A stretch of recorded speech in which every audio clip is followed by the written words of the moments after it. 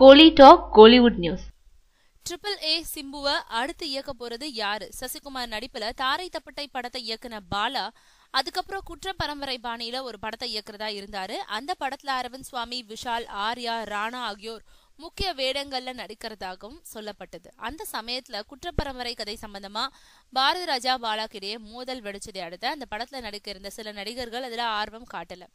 இதனால அந்த படம் முயற்சியை கிடப்பில போட்டுட்டாரு பாலா. அதை அடுத்து சாட்டை யுவன நாயகனா வச்சு பிராமணர்கள் சம்பந்தப்பட்ட ஒரு படத்தை இயக்க போறதா சொல்லிட்டு இருக்காரு. ஆனா அந்த படம் எப்போ தொடங்கப்படும்ன்றது தெரியல. அது பத்தி சாட்டை யுவன் கிட்ட கேட்டா அந்த படத்தோட கதை மட்டும் இல்லாம அந்த படம் எப்போ தொடங்கும்னு எதுவுமே எனக்கு தெரியாது, பாலா சார் கூப்பிட்டா நான் போய் நடிப்பேன் அவ்வளவுதான் சொல்றாரு. இந்த நிலையில இப்போ கோலிவுட்ல இன்னொரு செய்தி கிசுகிசுக்கப்படுது.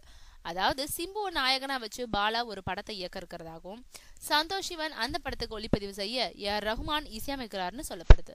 ஆனா இதற்கிடையே பிரேமம் அல்போன்ஸ் புத்திரன் சிம்பு கிட்ட ஒரு கதை சொல்லி ஓகே பண்ணியிருக்கிறதாகவும் அன்பானவன் அசராதவன் அடங்காதவன் படம் முடிஞ்சதும் அந்த படத்துல சிம்பு நடிக்க இருக்கிறதா இன்னொரு செய்தியும் வெளியாகி இருக்கு.